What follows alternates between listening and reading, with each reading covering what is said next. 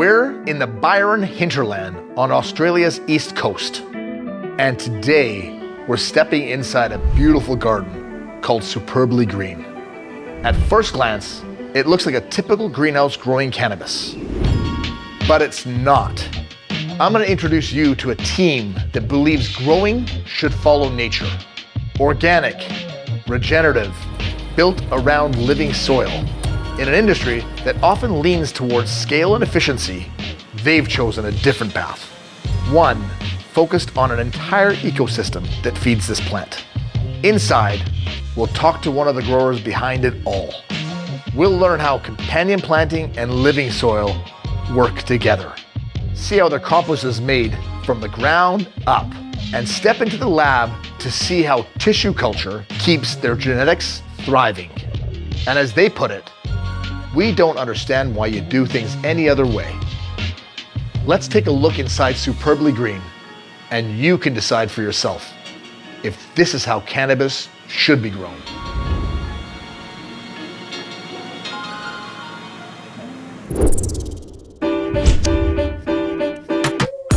Oh, hey there. I'm cruising through the back end of our YouTube channel, Growing Exposed, and I was shocked to find out that 75% of our loyal, dedicated viewers have still yet to subscribe. Here's the deal. YouTube's algorithm is a bit picky, especially when it comes to cannabis-related content, even if it's made responsibly and factually. But when you, the viewer, hit the subscribe button, you're telling the algorithm loud and clear, we want more of this. It makes all the difference in our ability to keep creating it. Together, we can make sure our voices are heard. Thanks for watching.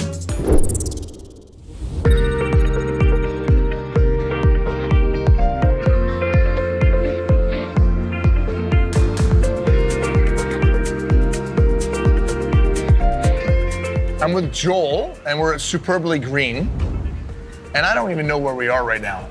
Where exactly geographically are we? Yeah, we're about 40 k's from Byron Bay town, which is the Byron hinterland. So this is the hills behind or west of Byron, where they've been growing illegally for probably 70 years. So this is the heartland of where a lot of illegal cannabis came from back in the day, and probably still does today. So we're in the mecca of cannabis. We're the original OG of cannabis area around here, yes. Amazing. And what made you decide to grow and cultivate in this area? I think initially from a business perspective, it was that I knew that the councils would be open to it based on the fact that this is a society that appreciates cannabis. Yeah. So that's from a business perspective. But I think deep down, when I initially knew we were going to come here, it was going to be definitely around growing organically, because that's what was being grown in the hills here as well. Okay. And we're doing things substantially differently. One of the things I love about cannabis is there's not one way to pull a good crop off. And it's evident you're doing things a completely different way, organically, in a living soil. And what made you decide to do that? It really comes from my own personal experience, having bought and consumed a lot of cannabis from this region, and that was mainly grown organically. Organic cannabis agreed with me better. I had sort of sometimes bad experiences with some other hydroponic cannabis. Not just to say I don't like hydroponic cannabis, it's just I had some bad experiences. And then also when I lived in California for about 6 years, I had a lot of good experiences with Humboldt County organically grown cannabis. And so I just fell in love with that style of cannabis, soil grown. And I wanted the cleanest medicine possible, and that's why we chose to do it this way. Beautiful. Well, proof is in the pudding. These plants look really healthy. How far away from harvest right now? I think we're only about 2 to 3 days from harvest. Okay. Yeah, so we're doing the final de-leafing stage right now. Beautiful. How difficult are the cannabis laws in Australia in regards to access and regards to what you can and can't say? We're not allowed to advertise any cannabis products whatsoever. We're not allowed to talk about any conditions related to cannabis, but we can talk about how we grow the plants and what our business does. Okay. So we're very limited on what you can and can't say. Yes. Currently in this market. That's right. And if someone wanted to find out information? In Australia, you've got to go to your doctor. Okay. So the doctor's the one that prescribes and says, this is what you need for this ailment. Correct. How many people do you currently have employed at this greenhouse? We've got a bunch of people in the greenhouse. It's probably about 10 in the greenhouse, and then we've got a bunch of people in post-harvest that are doing takedowns, trimming, debucking, all that sort of stuff. Is about sort of 20 casual people. We get a lot of people on working holiday visas, living in Byron and using our working holiday visas. So it's great. We have a very international workforce here. And it's crazy. You hit the nail on the head. It's international. And funnily enough, Kyle from one of the gardens that we did at Northwest Grown in Washington State, he's been consulting at this garden. That was a fascinating thing to know. And he's a really tuned in, very passionate cultivator. That's correct, yeah. He's been giving us a lot of good advice and help with support from Andy, our agronomist, and John, our head grower. So it's been great. It just goes to show that, cannabis is a global commodity, and good cultivators are, tough to find. I agree. And I think, America's been doing it a lot longer from a scale and production point of view. And I think that's what Kyle brings. I think people underestimate how hard it is to grow at scale. Anytime there's a problem, the problem is multiplied. That's right. On scale. That's right. And one of the first things I noticed when I walked into the garden is your companion planting. This garden is more about working with nature. That's correct. And doing what nature knows to do best. That's right. And one of the things about indoor cultivation is we're trying to replicate what you're doing in here. Compared to Canada and lots of parts of America, we've got, and other countries, we've got amazing conditions for growing cannabis up and down the coast, depending on the season. So why wouldn't you? Why wouldn't you? Growing Exposed is more than just a video series. It's an integral part of our community. Did you know that being connected to us, you can save money on nutrients, lighting, dehumidification, and practically any other products that you would need to grow? Thanks to our large community, manufacturers give us exclusive direct grower discounts, which add up to big savings. We even have a program to save you substantial money on packaging, pop tops, glass jars, Mylar bags, labels, and stickers. Plus, we can save you money on promotional items and so much more. All the information on how you can take advantage of the discounts are in the description. And the best part is, it's free. So sign up now.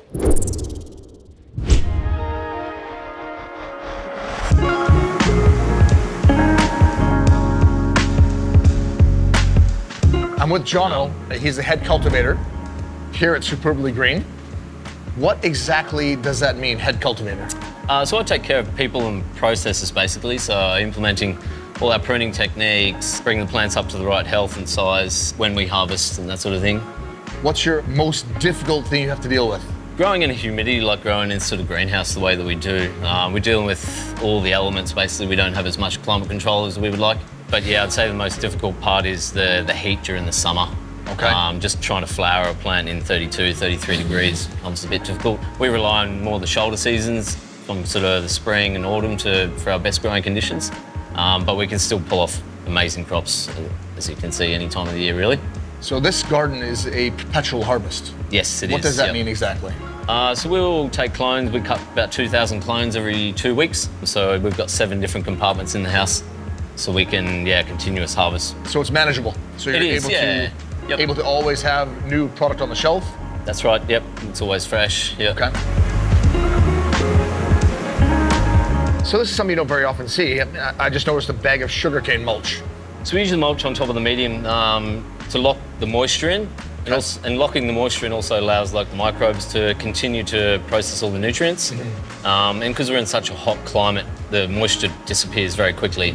So it just gives us that little bit of a buffer to keep the beds nice and moist. Okay, that's important. Obviously, we want those beds to be moist because we want as much microbes and much microbial life. That's right, yep.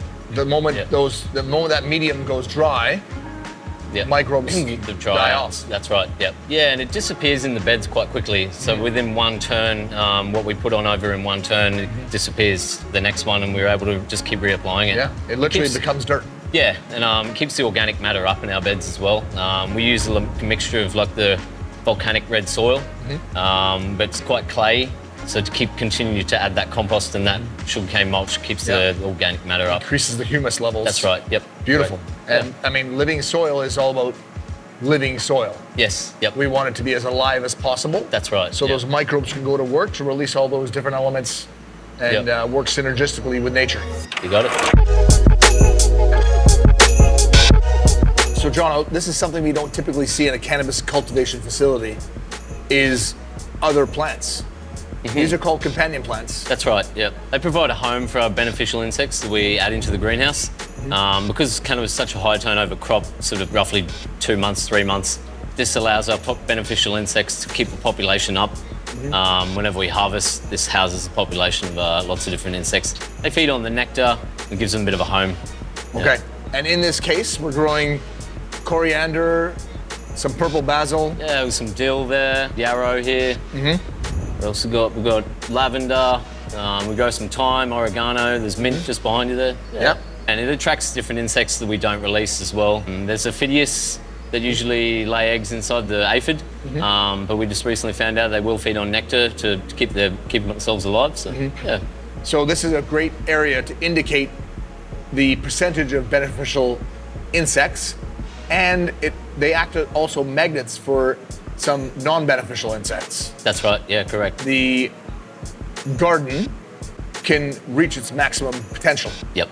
And without having to spray harsh insecticides, we've now colonized beneficial ones to ensure that we're in balance with nature. That's right, yeah, combating any unwanted pests. Beautiful, I love it. Yeah. And it adds such a nice bit of texture to the garden. It does, yeah. Super cool. There's a reason why black market find really cool communities to cultivate in, like Humboldt or Nelson, British Columbia, Canada, where they've got such a pedigree of old school cultivators. We're in this exact zone. Yeah. Why do you think that is? I think growing in the Byron Bay soil is that there's lots of local growers that have been growing, like you say, in the black market up in the hills. Mullumbimby, for example, has quite a famous strain, the Mullumbimby Madness. We're very lucky to work with different people from different backgrounds that have organic growing experience from this area. So, yeah. And on top of that, there's a reason why they came here, is because it's the right light, it's the right environment. Yep, exactly. So instead of having to run off to different areas, growing under lights indoors is a byproduct of prohibition. Yep. But having access to sun and the right environment, these are climates within the world where it's the right zone to grow the plant. So you're not having to fight Mother Nature. And I know there's laws being like, oh, it's indoor grown, so it's got to be a higher potency. Is there anything valid to that? Not that I would know. I mean, growing organically like we do, we're sometimes struggling to keep the THC numbers down to go into the right products. This Skittles here behind us testing sort of 28, 29 consistently, That's high. Which is pretty impressive, yeah. After working in Canada, we saw some good numbers, but I think it's really to do with the way we grow with compost and having that sun. It really, let's say, expresses true cannabinoids in the plant. Yeah. One of the things I noticed right away in this garden also is you're growing a lot of different sativas. Yes. And this is a really good example of what a typical sativa looks like. I'll just jump in here and rip that off. So this is your typical sativa. If you think about sativa, it's a very thinly bladed leaf, long, and when you think about sativas, that's what you look for in an old school landrace sativa. The blades are much thinner. And what are we growing here? What genetic is this? This is like a papaya guava strain, or that's what we've named it. It grows beautifully in this climate. The crop work team, it's not their favourite one to prune because it grows that sideways instead of growing straight up and down. But we can train it to sort of grow how we want. But yeah, it's an absolute beauty to grow in this greenhouse. It just absolutely loves it. I mean, it looks like an old school haze. Yes. We're lucky to still have in the house some really old genetics, which are showing some really unique terp profiles. Say in Canada it was usually the stock standard, the newer genetics. But yeah, coming to Australia and seeing the seed bank and what we have here and having some old sativas, it's good to see. I love it. I think it's a miss that the market keeps jumping for what the consumer wants, the latest and greatest, the newest flavor. I think having old school Durban poisons and old school hazes that, you know, really are nostalgic. They bring you back to a different time. Sure. And I think offering some of the old school strains is a really important, I think it's good for the business model. The Australian market is still enjoying old bush strains that we were able to grow perfectly in this sort of climate and living soil as well. And those plants have been growing here for decades. That's right. So why rebuild the wheel? Yep. Yep. So work with what you've got. I can see that you're doing that, and I like it. It looks like a simple bottle, but there's nothing simple about what's inside. Selected from trusted local suppliers and crafted from the finest ingredients, Green Planet was born over 25 years ago in Canada. Since then, these formulas have been validated by thousands of North American cultivation facilities. And in Australia, we don't just make Green Planet products. We hold ourselves to the highest standards of manufacturing in a triple ISO certified facility, delivering products designed to unlock nature's full potential. We take our nutrients very seriously because we know what's at stake for you, the grower. With every drop in this bottle being a testament to what can be achieved when science and nature unite.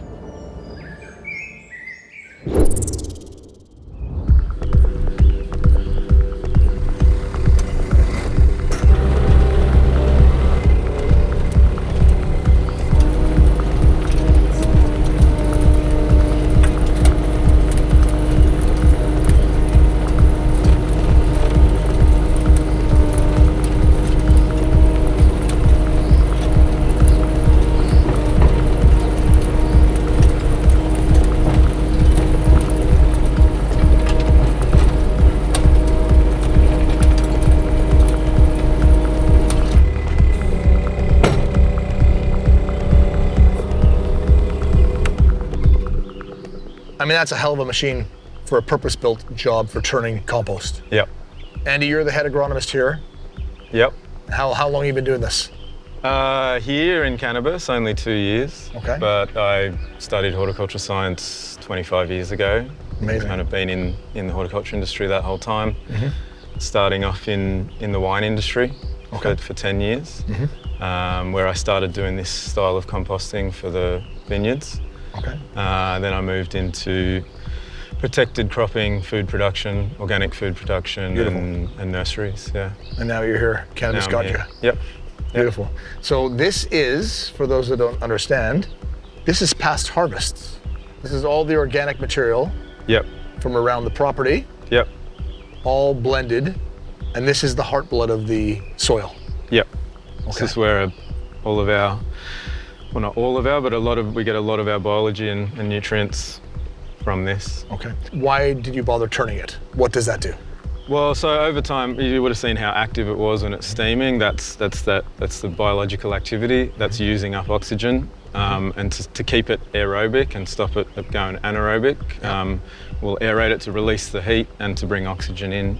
Okay. And then it's still going to recompost and reheat. Yeah. But now you've created an aerobic environment. Yeah.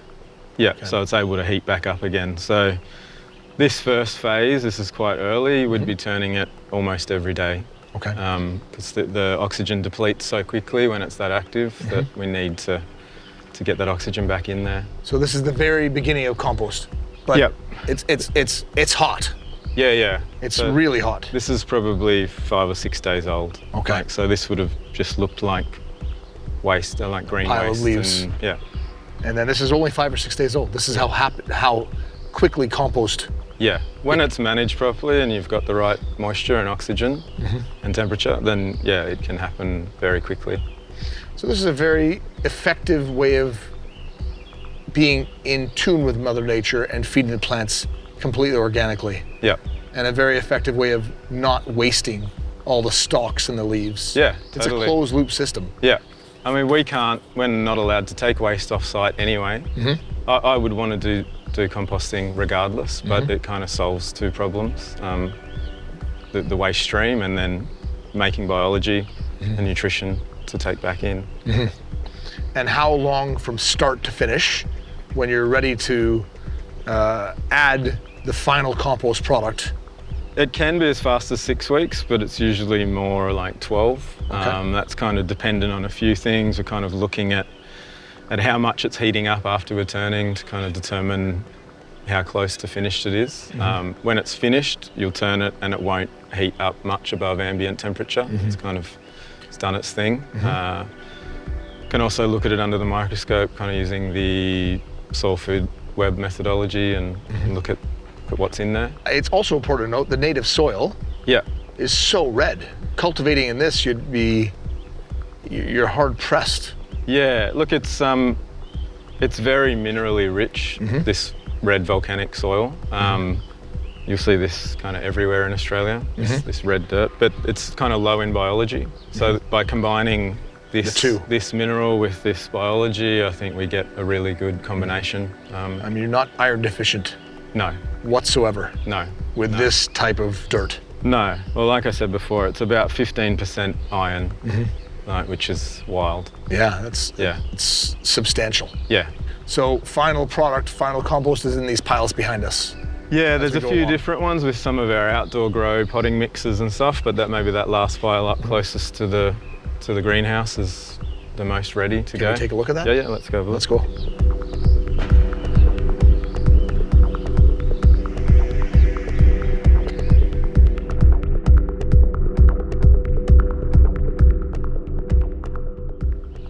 So this is what all the hard work's been put into. This is 12 weeks. Yeah, about 12 weeks, this one, yeah. Okay, and it looks like soil. There's very little fiber, and Yeah, it's broken down enough. yeah. And that's important, and it's also cool to the touch in Yeah. comparison to the other pile. Yeah. I mean, it's beautiful looking soil. Yeah, Basically, recreating nature, what would happen in nature, but speeding the process up. 100%, yeah, that's what we're trying to do here. It's just, nature has already worked it out, and we'll just Working work with it, yeah. Yeah.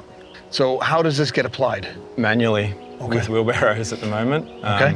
I've obviously got that machine that I was using for turning, which I can take in close, but at the end of the day, it's just us Just on wheelbarrows. And Wheelbarrows, buckets shovels, and, a little top dress on the whole Yeah. crop, and then yeah, because we're not doing whole beds. We're not changing out whole beds. It's not huge volumes. so we're just amending the existing beds, Yeah, and the product continues to compost in the beds. yeah, a little bit, like these bits that are still here, but most of it's composted down, and yeah, we're just top dressing to get to kind of for the nutrition, but also probably more importantly that inoculation with biology.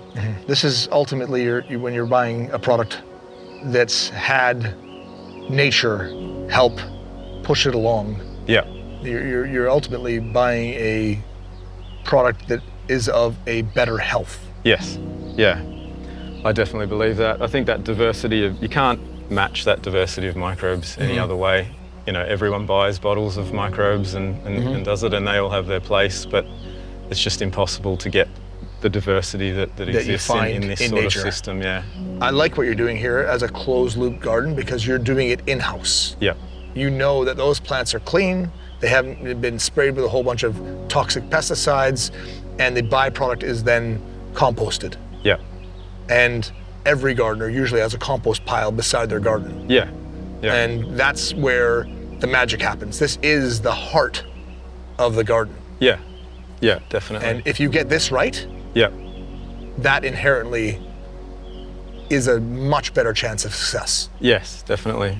If we get it wrong, then it can be toxic. Absolutely. You know, organic, you can have toxic compost, and I'm sure plenty of growers have been hurt before, you know, trusting a compost supplier and, having Yeah. bad results. Absolutely. So I think it's important to go back to nature, but nature isn't inherently healthy anymore. Yeah, yeah, So it's important that you are doing this on site. And I really like the fact you are. yeah. And it makes for a hell of a beautiful soil. It's very rich. It's really beautiful soil. There's nothing wrong with that. Yeah.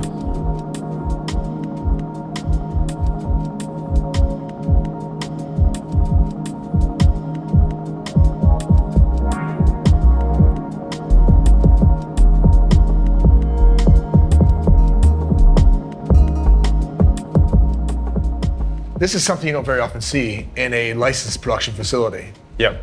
You have a lab, a full tissue culture lab here. Yeah. Why?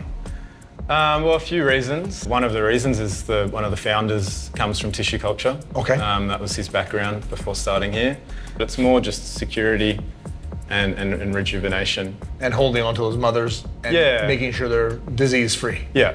So we talked about soil and how important the soil and the microbes are. Yeah. Can we see what type of microbes we're trying to colonize in that soil? So this is a Bavaria. Well, what we use it for, although we've seen it attack a lot of other things, is root aphids. You're actually colonizing Bavaria bassiana on grain Yep. like a spore Yep. and like a mycoculture. Yep.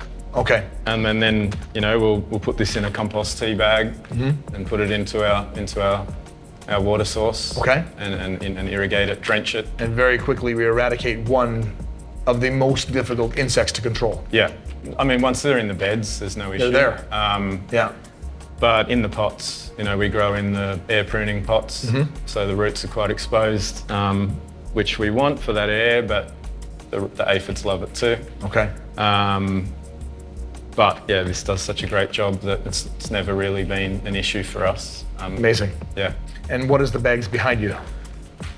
This is a metarhizium. We also do trichoderma, which looks very similar, but this is a metarhizium, which is a biopesticide. So typically in mushroom culture, this would be, if I'm colonizing and trying to grow mushrooms, this would be a disastrous run. Yeah. No, look, this is ready to go. It's just been sitting down in the greenhouse, ready to put into one of the drenches. This plant is fighting for space where another microbe won't have the ability to compete. Yeah. Where this is not going to damage the plant, other ones can. If anything, it has, you can soil drench, it's also beneficial. It can be sprayed directly on insects or as a drench, and yeah. So how cool is that? You guys are actually manufacturing your own insecticides and pesticides in-house. Yeah.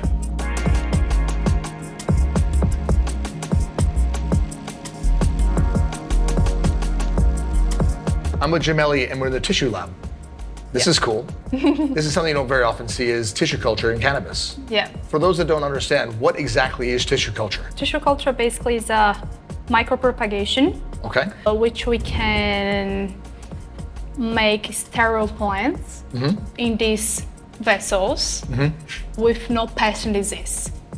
And it's another way to keep genetics alive and safe. So we make new mothers with no pest and disease, put in the greenhouse, and then we start all the production part. Okay. Yeah. So that's really important because as the plants are out there and as their mothers, they're potentially getting pests and pathogens and viroids. Yeah, And this is a way of going back to the original genetics, exactly. the original pheno and the original vigor and strength of the original plant. Yes. Yeah. So It's a lot really- of problems can happen out there, but this is the safe zone. Yeah. That's very cool. Yeah, so here you can see that we start the initiation from these ones here. Just a tiny note that we take from the plants in the greenhouse. Yeah, we can see they And this is, as they're growing, they're dropping roots, and life is sustained in a test tube. Yeah. And this can easily become the next mother. Yes, definitely, definitely. So as soon as we do the initiation part, we have the multiplication that we do a subculture and put them in larger vessels. And you can see that we can now fit like 6 plants in one vessel, and we change the media as well as for multiplication media. And then after that stage, we have the rooting media. And the final step will be deflask that we can see in this part here.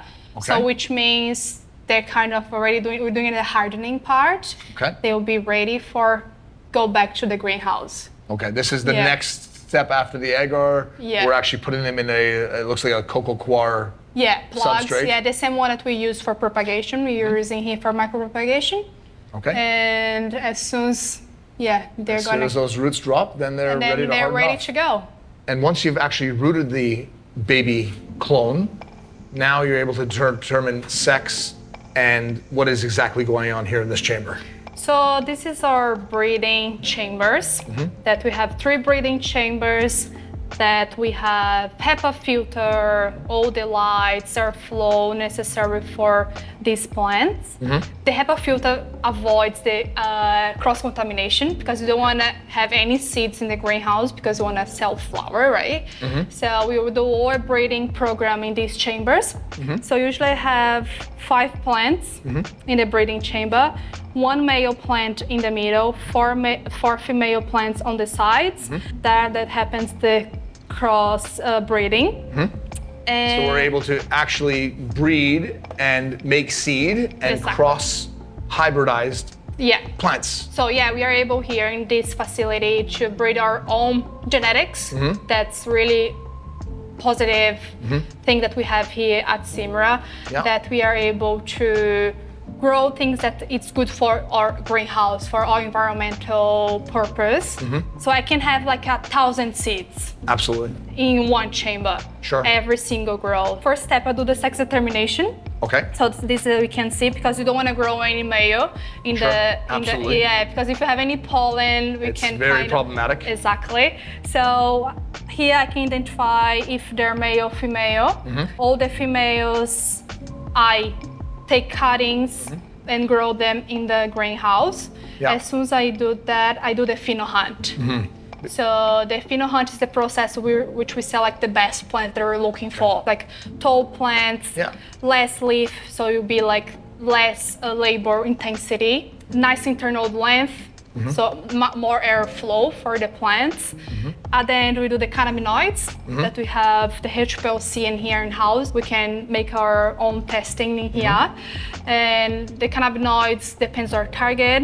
If it's THC or CBD, depends on the percentage as well that you're looking for, and the terpenes as well. But for terpenes, we need to send for the lab, so they're gonna. Sure. They do our testing for Pheno us. hunting is a monster endeavor. It's a lot of process. It's It like takes no one understands how much takes work. like a year. Absolutely. Yeah. This is ultimately the exciting part of the science. Yes. And it's so cool to see that you're doing this. And I like the fact you hit on workability of the plant, less leaf, so from a labor standpoint, Yeah. right? So it's not one thing you're looking for. No, it's multiple. You're looking for a great cannabinoid profile, great terp profile. You're looking for the winners. Yeah. And out of 1,000 plants, there might only be one. That's right. And in some Actually, cases, that's there might right. not even Yeah. be one, Yeah. right? This happened. this is a trial and error, testing all the time type of thing. Yes. Yeah. Yeah. Beautiful work. Thank you. Thank you. Thank Amazing. you. When I started this over 10 years ago, I was growing it and harvesting it.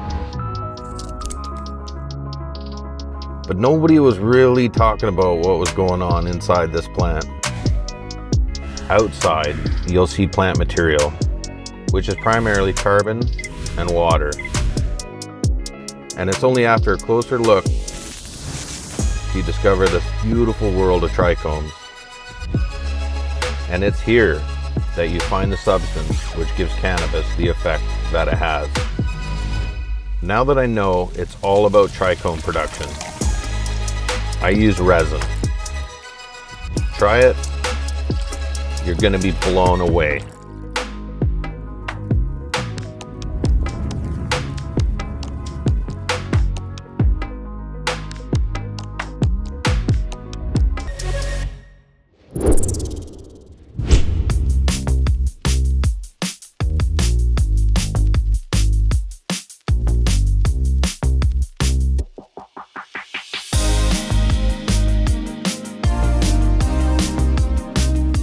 Joel, this is where all the hard work pays off and the final product's being trimmed. That's it. And I think you said it before, in every country in the world, we've all learned that the best way to do this is hand trim.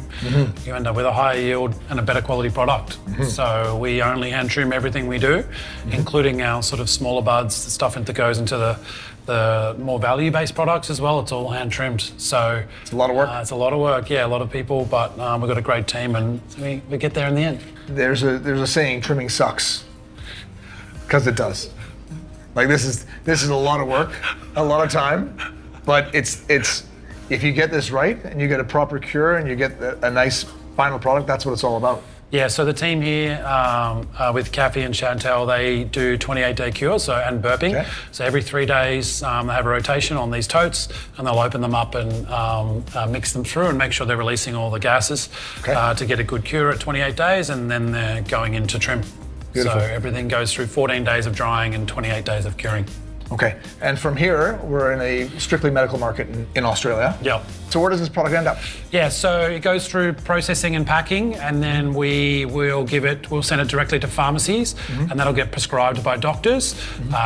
Because we're an organic brand, we have brands across value as well as premium, in bulk or in small quantities, depending on the patient's needs and their conditions, and at different price points and different quality of trim and of size of buds typically, and different THC strengths. So we solely sell to pharmacies, and that gets dispensed by the pharmacy. And the funny thing is with cannabis, those that don't know, your endocannabinoid system is different than mine. So that's the funny thing about this. It might be a premium product to you, but it might not check all the boxes for me. And that's important to note, right? But knowing that the effort, the work, the time, the energy, the organic growth, all the love has been put into it, you're hoping that this one strain will be great, but that's why we grow numerous strains. That's right. Right. And I think everyone responds differently to different strains. Like, I've been in this industry for a while, but I've also had personal experience, and I'm just seeing the levels of different experiences of people trying new things. But I do think it's now very much driven by cost. Price is a factor. Everyone's under financial pressure in some cases. So some people value big crystally nugs, and some people don't, and some people don't mind. So it depends on what people and how people are going to consume it, what devices they're going to use, what conditions they're trying to target, all that sort of stuff. But I do think that, as you said before, then it comes down to ultimately effect and whether it helps with their condition. Absolutely.